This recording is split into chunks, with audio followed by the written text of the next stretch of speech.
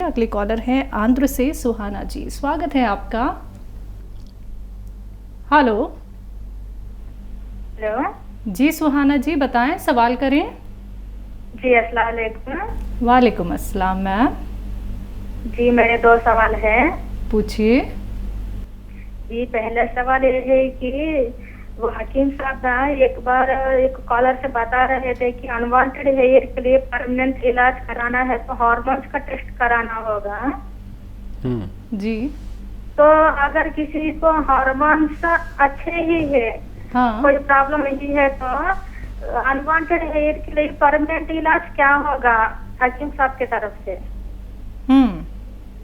जी, दूसरा सवाल यह है कि मेरी अम्मी को उम्र ना लगभग 50 साल है, तो क्या उनको व्हाइट हेयर के लिए गोंद मोरिंग का काम करेगा? किस चीज़ के लिए?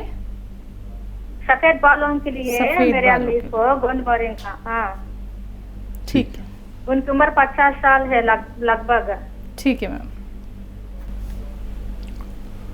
हाँ देखिए, इस उम्र में बाल सफ़ेद होते ही हैं, तो ये जिम्मेदारी नहीं कि वो काले हो जाएंगे, लेकिन बाल जिस चीज़ से उगते हैं वो है गोंद मोरिंगा। सफ़ेद वाला ही लें, असली वाला ही लें। और बालों को काला करने के लिए और भी कई चीज़ें हैं, लेकिन इस उम्र में गारंटी नहीं दे सकते कुछ। लेकिन वो खाना बेहतर है बालों के लिए, दिमाग के लिए और आँखों के लिए। तो वो 3 चीज़ें ऐसी हैं जिससे जो लोग गोश्तखोर हैं वो फ़िश का कसरत से इस्तेमाल कर सकते हैं, मछली का। और जो लोग वेजिटेरियन हैं वो अखरोट का कसरत से इस्तेमाल करें।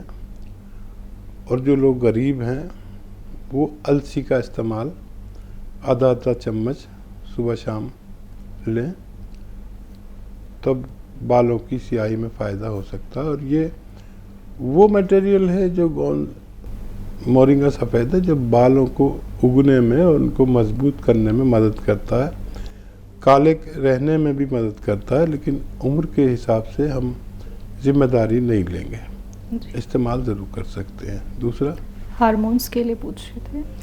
हाँ, अगर उनको कोई प्रॉब्लम नहीं है हार्मोन्स की, तो फिर देखिए बालें जो अनचाहे बाल निकलते हैं अक्सर ख़वातीन के, वो यहाँ मूँछों पे निकल आते हैं।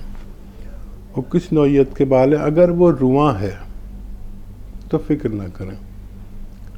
और ये जो आटा गूंदती हैं औरतें, ज़रा सख्त आटा गूंदें और उसमें इतना सा आटा निकालें, सख्त सा हो, ज़्यादा पतला ना हो।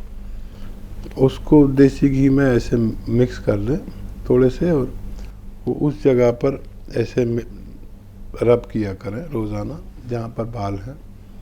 और अगर ऐसे बाल हैं जो जिनको रिमूव करना पड़ता है,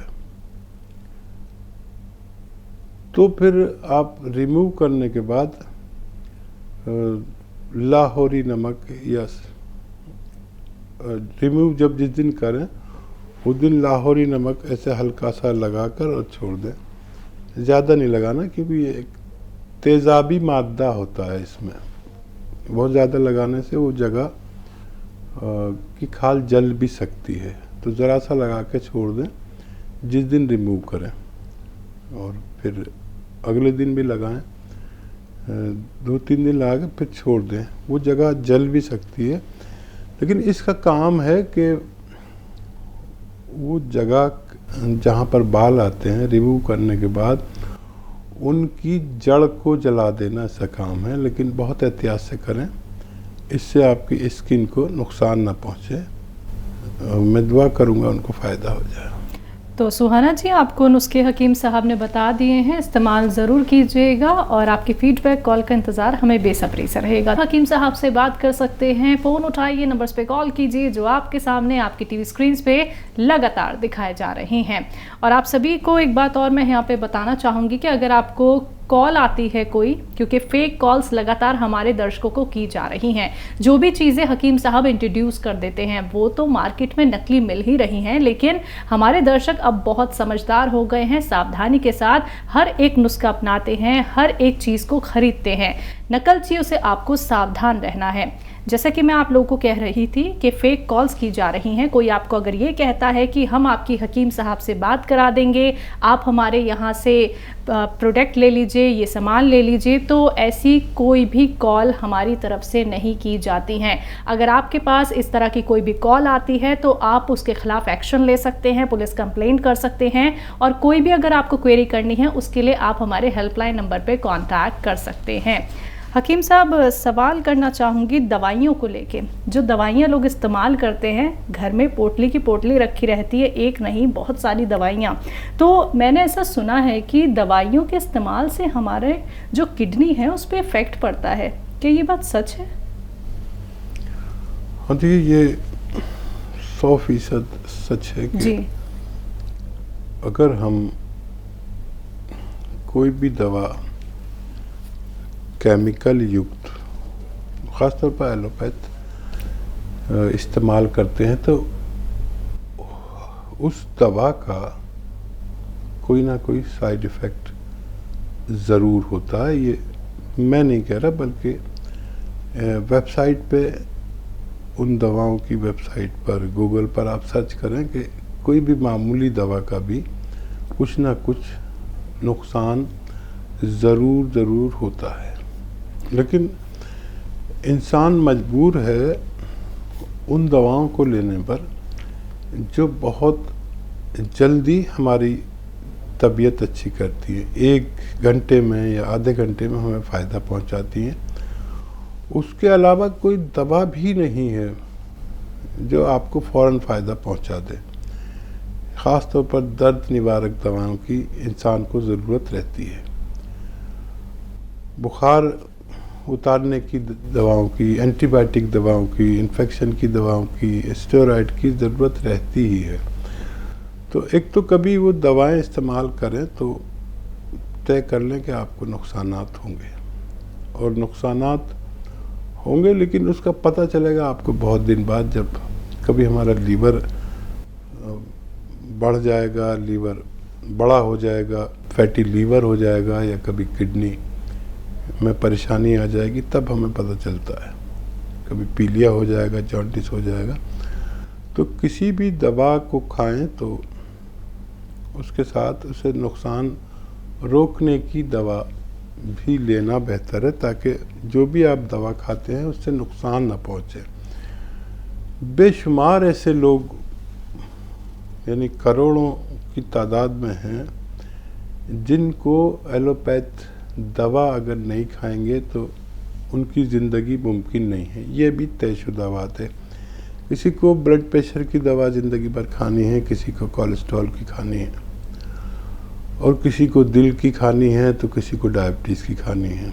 लेकिन हर दवा नुकसान पहुंचा कर जाएगी, और बग़ैर इसके जी नहीं सकता इंसान। तो क्या ऐसा रास्ता हो कि हम और हमारे पार्ट्स ऑफ बॉडी, हमारी किडनी, हमारे पार्ट्स ऑफ बॉडी, हमारा लीवर, सब सुरक्षित रहें, है एक तरीका। दवा जो खानी है खाइए, आपके जिस्म को नुकसान ना पहुंचे, इसके लिए एक नुस्खा है, वो यूनानी है। अलसी सभी जानते हैं, हल्का सा भून कर रख लें, पाउडर बना कर रख लें।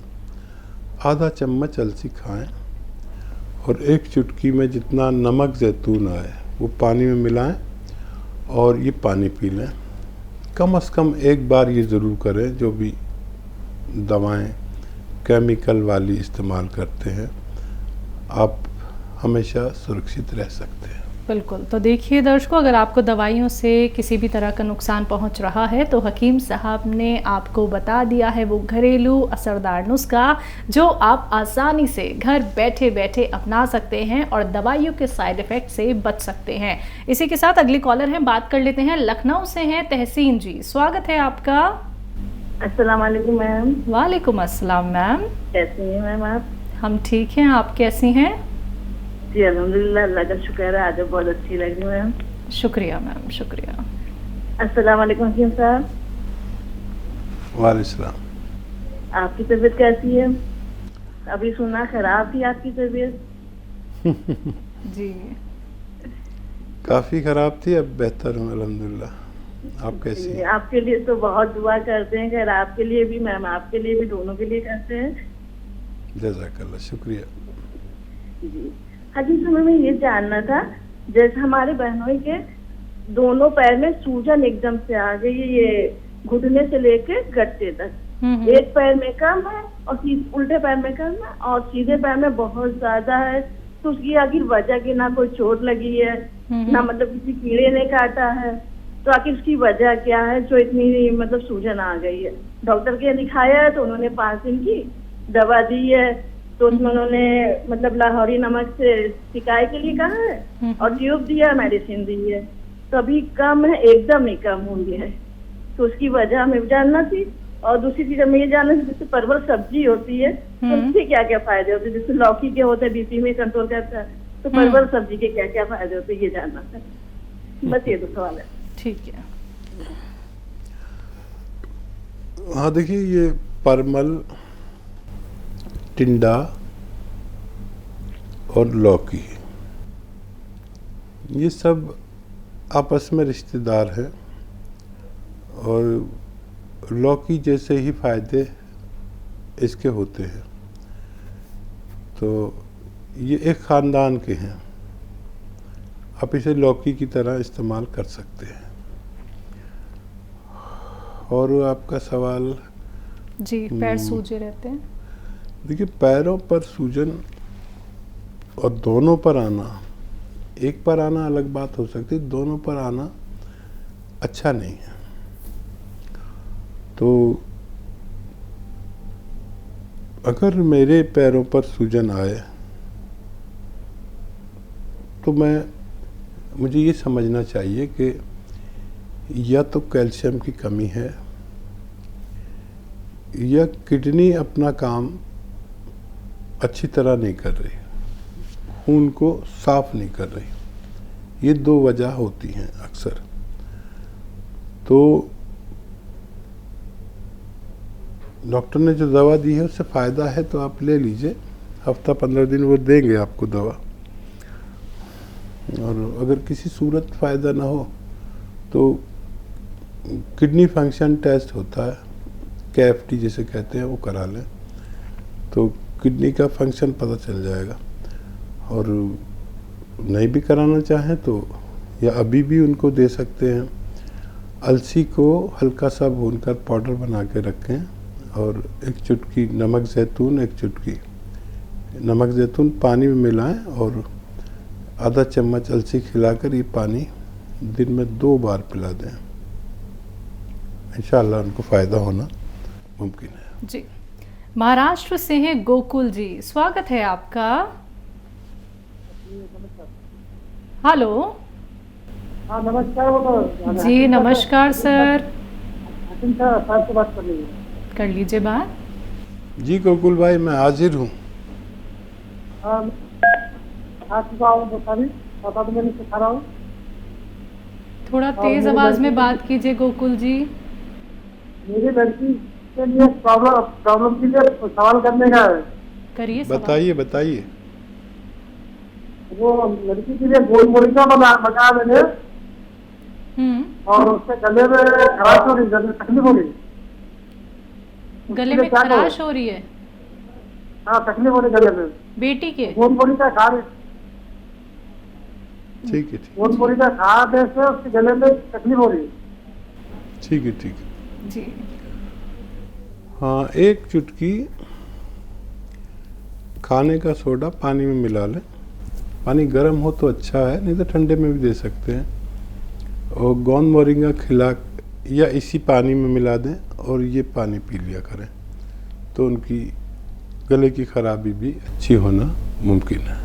तो सर आपको कैसे कौन सा नुस्खा अपनाना है, किस तरह आपको बेटी को देना है, हकीम साहब ने बता दिया है। अगर अभी भी आपको लगता है कि आपको बात समझ में नहीं आ पाई है, कई बार डिस्टर्बेंस हो जाती है या फिर आपका ध्यान टीवी में होता है, तो हेल्पलाइन नंबर 24 आवर्स अवेलेबल है। आप हेल्पलाइन नंबर पे बात कर सकते हैं, जहां पे आपकी बात होती है हमारे एक्सपर्ट डॉक्टर की पूरी टीम से। दर्शकों, अतिया हर्ब्स जो कि एक ब्रांडेड कंपनी है, 500 से भी ज़्यादा फ्रेंचाइजीज के देश भर में हैं, जिसके फाउंडर, प्रमोटर, रिसर्चर हैं हकीम सुलेमान खान साहब, जो आप सभी के साथ जुड़े हुए हैं।